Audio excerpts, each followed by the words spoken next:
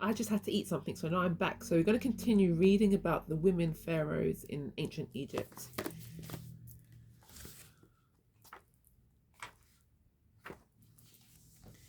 Okay, so adjust my glasses.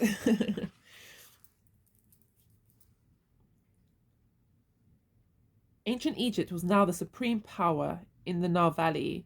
Its next ruler was Queen Neith-hotep in 5581 BC. So that's 5581 before Christ. The single most powerful person in the whole world at the time. She ruled as queen regent for Pharaoh Jar. So it's spelled Djer. So like Jer, but like see maybe the D is silent or the J is silent. I'm not sure. Until he became of age to accept full political authority. Pharaoh Mer-Neith from 5524 AD to 5507 BC.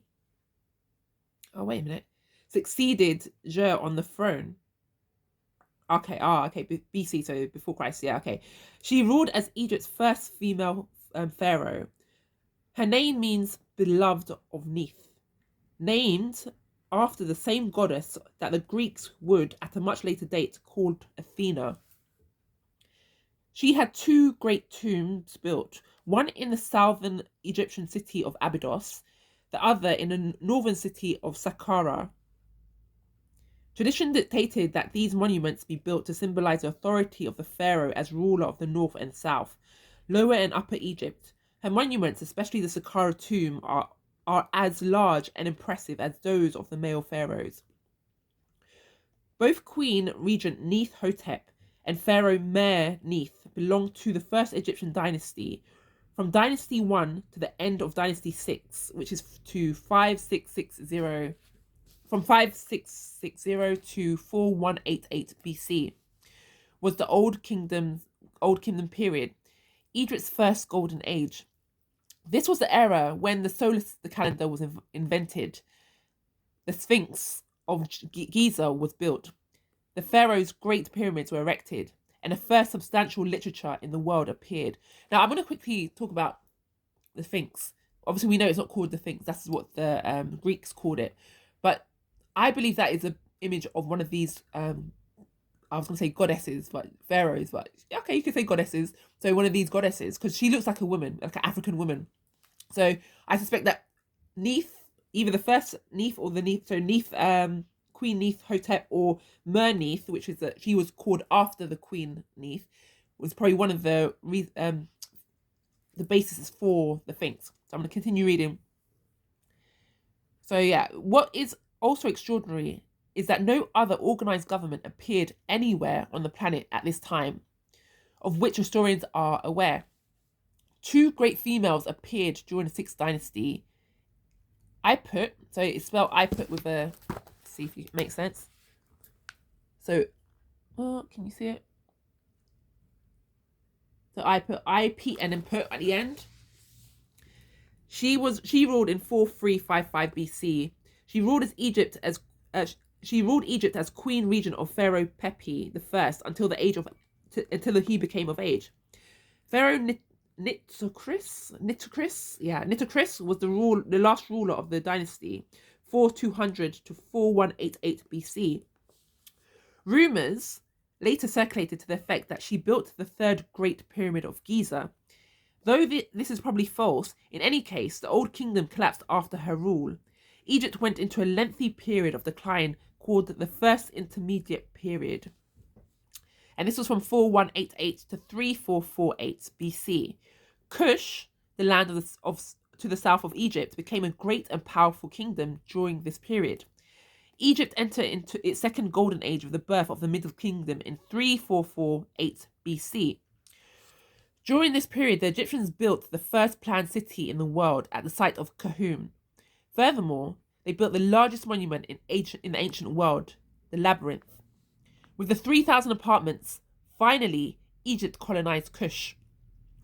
Outside of the Nile Valley, states appeared for the first time in Asia. Of these, Sumer, located in modern Iraq, emerged first around 3,300 BC. It was quickly followed by Elam, located in modern Iraq, Akkad in Iraq and Syria, and then the Indus Valley civilization in West India and Pakistan. With the controversial exception of Crete, there were no other known civilizations on the planet at this time.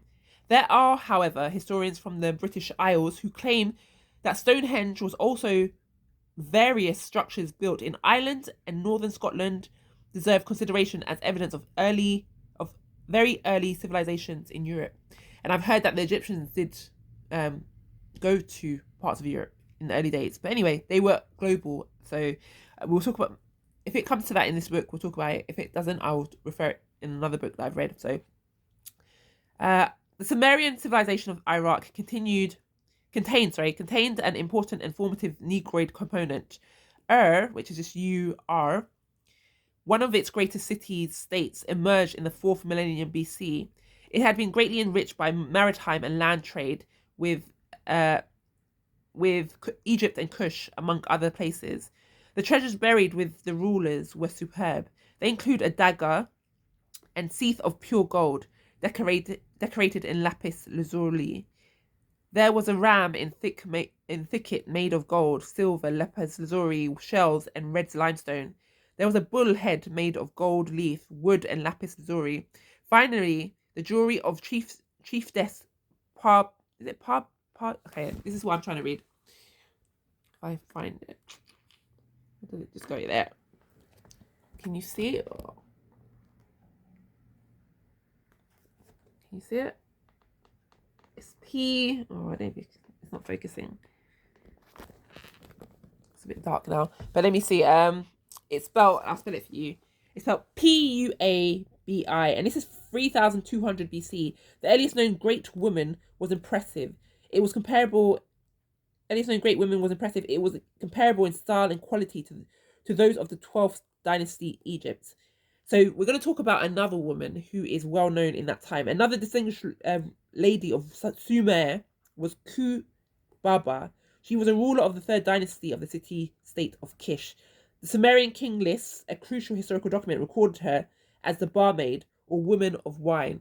Now, we'll get into her in the next reading. So, yeah, I will come back to you. I do want to talk about, a bit earlier in the book, they talk about the first women to ever, scientists have found the earliest bones they've ever found, according to science, and they were women. And I want to describe just a little bit to you how they describe the women that were, who kind of seeded humanity here on Earth. So I'll talk about that. Either I'll continue reading this, or I'll post that one next. So yeah, but stay tuned for more. This will be the last one I'll do for today, and then I'll continue maybe tomorrow or the day after. So if you're interested in stuff, maybe subscribe. But yeah, it's up to you. So I will speak to you later. Again, the book, if you want to know, is When We Ruled by Robin Walker.